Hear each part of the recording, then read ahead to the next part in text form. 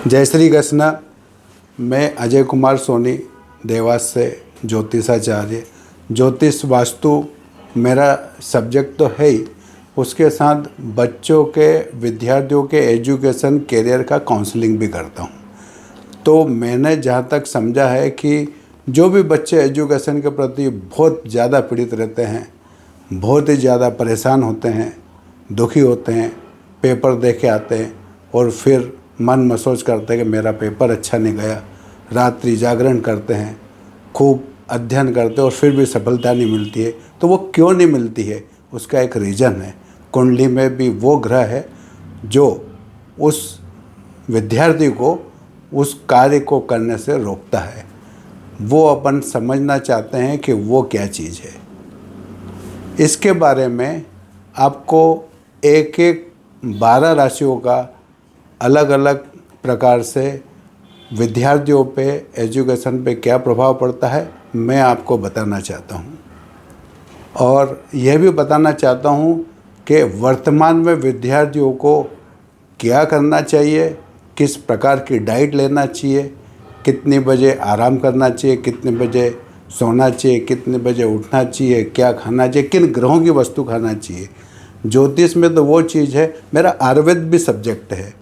आप आयुर्वेद में जाएंगे तो क्या आयुर्वेदिक वस्तुएं, दवाइयाँ, जड़ी बूटी उस बच्चों के माइंड पे क्या प्रभाव पड़ेगा, उन हरी सब्जियों का, उन फल फ्रूट का, ये सब ग्रहों से संबंधित है। ये इन ग्रहों से संबंधित है। उसकी कुंडली देख कर के ये बताना चाहिए कि उस कुंडली में किस ग्रह के कमज़ोर होने के कारण कौन सा फल उसको खिलाया जाए तो उसका एजुकेशन अच्छा हो जाएगा। तो ये एक नया सब्जेक्ट है कि डाइट चार्ट भी चेंज करने से, एस्ट्रोलॉजिकल डाइट चार्ट अपन चेंज करते हैं, उस विद्यार्थी को वो डाइट चार्ट उस समय में, उस लग्न में, उस चंद्रमा में, उस नक्षत्र में उसको वो वस्तु खिलाई जाए तो उसका एजुकेशन सुधर जाएगा। वो मुझसे आपको मिलना पड़ेगा, उसकी कुंडली देखना पड़ेगी और उस कुंडली के अंदर उसके नक्षत्र, उसकी राशि, उसका लग्न, उसके ऊपर डिपेंड करता है कि उससे क्या देना चाहिए, क्या खिलाना चाहिए, किस प्रकार से उसका दिन भर की दिनचर्या होनी चाहिए, वो सब कुंडली के हिसाब से किया जाता है। फिर भी वर्तमान में आज अपन देखते हैं 12 राशियों के हिसाब से 12 राशियों में एक एक राशि का अपन उल्लेख करते हैं कि किन राशियों पर, किन विद्यार्थियों पे किस किस प्रकार का जो है ग्रहों का प्रभाव है, वो मैं आपको बताना चाहता हूँ।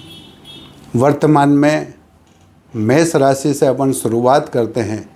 मेष राशि का स्वामी मंगल होता है, अग्नि तत्व होता है। और मेष राशि वाले जितने भी जातक हैं, चाहे वो विद्यार्थी में लड़की हो चाहे लड़का हो, जातक माना जाएगा। तो मेष राशि में जो अपन देखना चाहते हैं, वर्तमान में मेष राशि वाले का डिसीजन पावर अभी वर्तमान में अच्छा नहीं रहेगा। वो यदि एग्ज़ाम देने जा रहा है तो कुछ क्वेश्चन जो पेपर हल कर रहा है उसका डिसीजन गड़बड़ होगा। वो जितना सही करना चाह रहा है वो गलत करके आएगा और उससे उसको ऐसा रहेगा कि मैंने रात को पूरा तैयारी की थी और सुबह मुझसे गलत हो गया। यह मेष राशि के लिए है।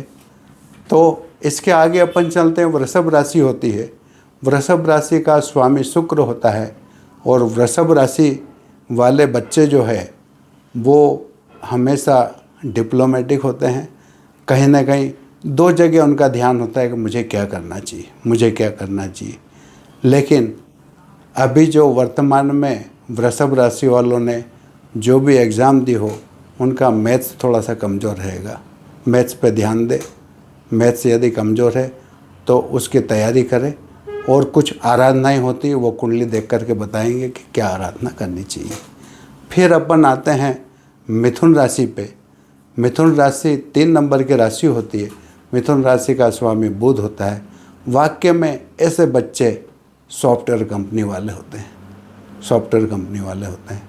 ऐसे बच्चों का माइंड बहुत डेवलप होता है और वो रिसर्च करने पे तुले रहते हैं।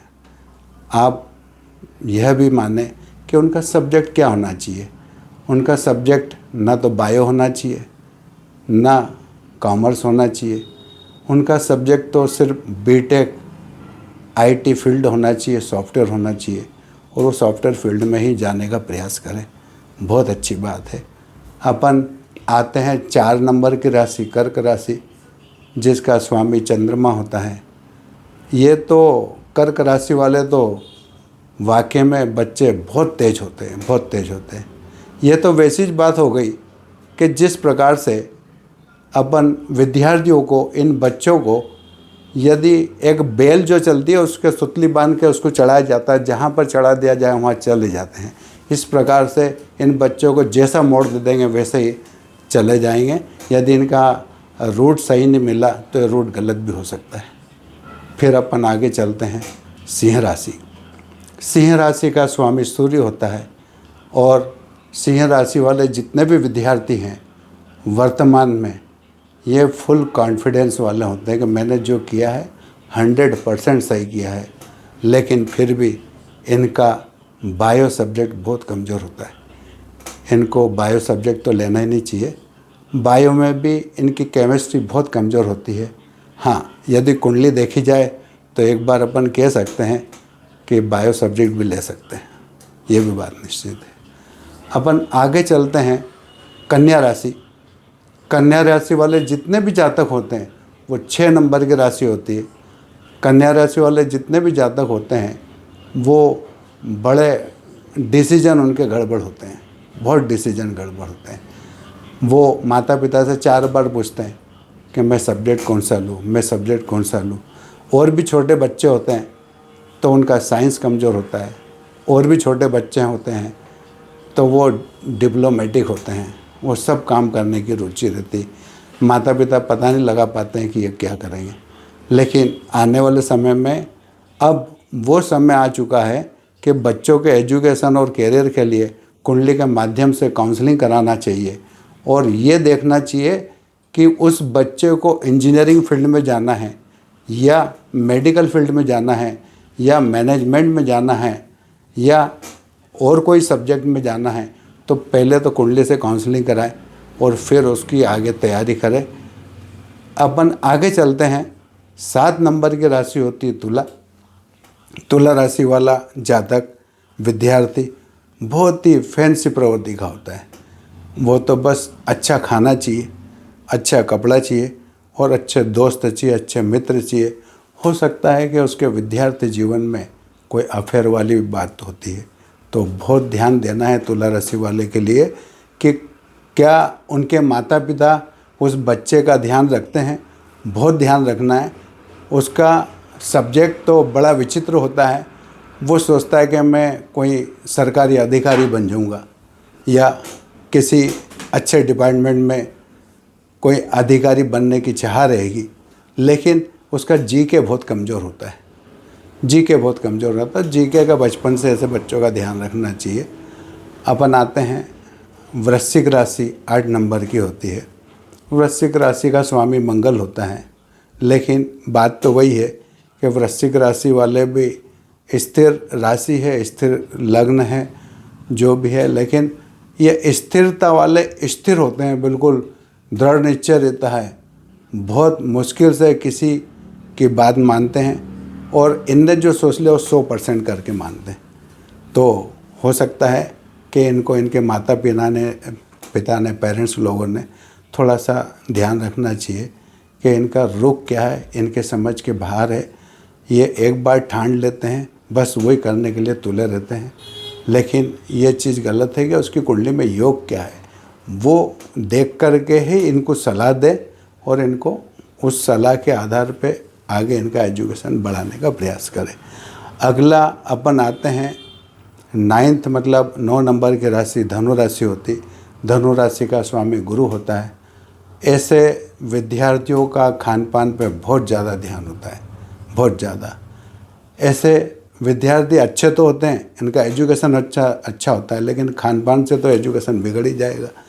तो इन बच्चों को बाज़ार के चाट मसाले, आजकल noodles, Maggi, burger, pizza, momos, क्या क्या कुछ चीज़ें चल रही है, उसमें केमिकल आ रहे हैं और खा रहे हैं।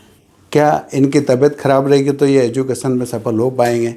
नहीं हो पाएंगे, यह 100% निश्चित है।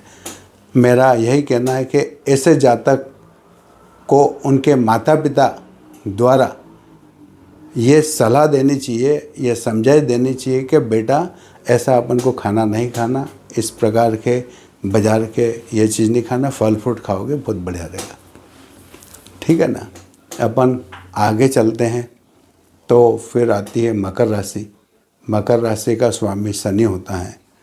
तो मकर राशि वाले जातक जितने भी विद्यार्थी होते हैं, ये मैथ्स वाले होते हैं, अच्छे इंजीनियरिंग वाले होते हैं, इनकी शुरू से इच्छा होती है कि मुझे इंजीनियरिंग फील्ड में जाना है, तो इंजीनियरिंग फील्ड में जाएं, पीसीएम सब्जेक्ट दिलाएं, मैथ्स फिजिक्स केमिस्ट्री ये सब्जेक्ट दिलाएं इनको।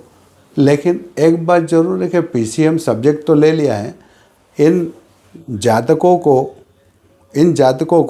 क्या इंजीनियरिंग फील्ड में बहुत सारे सब्जेक्ट है, chemical engineering, software engineering, civil engineering, mechanical engineering, और आजकल तो आईटी में भी जो है साइबर ये वो बहुत सारी नई नई फील्डें, एआई, बहुत सारी फील्डें अब नई नई आने लगी है।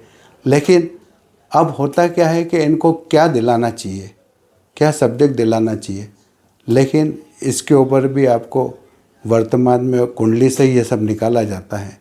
इंजीनियरिंग फील्ड तो है, लेकिन क्या सब्जेक्ट दिलाना चाहिए कुंडली से निकाला जाता है। इसके लिए कुंडली दिखाना बहुत आवश्यक है और उसका विश्लेषण करके फिर बताएंगे कि इन्हें क्या लेना चाहिए। आगे अपन चलते हैं कुंभ राशि। कुंभ राशि 11 नंबर की राशि होती है और वो कुंभ राशि वाला जातक वाक्य में बहुत वाचाल प्रवृत्ति का होता है, बात ज़्यादा करता है, काम कम करता है। माता पिता को ऐसा लगता है कि बहुत अच्छा पढ़ने वाला मेरा बच्चा है, लेकिन ऐसा नहीं है। उसके ऊपर आपको बहुत ध्यान देना है। कहीं ऐसा नहीं हो कि वो किसी मामले में गलत फील्ड में चला गया हो या किसी प्रकार का नशा करने लग गया हो, ये आपको बहुत ध्यान देना है, ये सबसे बड़ी बात है। लेकिन कुंभ राशि वाले जितने भी जातक हुए हैं, वर्तमान में कॉन्ट्रैक्टर, इंजीनियरिंग, सिविल वर्क वाले ही ज़्यादा आपको मिलेंगे। तो इनको सिविल वर्क वाले, कॉन्ट्रैक्टर, आर्किटेक्ट, इस प्रकार की चीज़ें इनको शुरू से ही करवाना चाहिए। लेकिन वो भी कुंडली के ऊपर डिपेंड करता है कि वाकई में वो करवाना चाहिए कि नहीं। आगे मीन राशि 12 नंबर की होती है, उसका स्वामी गुरु होता है। मीन राशि वाले बड़े हेल्दी रहते हैं, हेल्थ बढ़ जाती है उनकी, आलसी प्रवृत्ति के रहते हैं। थोड़ा सा विद्यार्थी जीवन में आलसी जो शब्द है बड़ा विचित्र होता है। यदि विद्यार्थी आलसी रहेगा तो उसका एजुकेशन कैसे होगा, यह सबसे बड़ी सोचने की बात है। तो ऐसा नहीं है कि उसका एजुकेशन नहीं होगा, माता पिता को चाहिए कि उसका आलस दूर करे, क्योंकि वो हेल्दी होगा, खान पान उसका बड़ा विचित्र होगा, ज़्यादा स्वादिष्ट होगा, स्वादिष्ट खाना खाने वाला होगा, लेकिन उसका डाइजेशन अच्छा नहीं होगा। तो डाइजेशन अच्छा नहीं होगा तो उसका एजुकेशन कैसे अच्छा होगा, बीमार रहेगा। इस सब में बड़ी बात है। लेकिन मीन राशि वाले अधिकतर गवर्नमेंट जॉब में जाने का प्रयास करते हैं, क्योंकि गुरु लगने से, और गुरु जो है ज्ञान का कारक होता है, और ज्ञान से ही वो सब्जेक्ट, सब मिक्स सब्जेक्ट रहते हैं।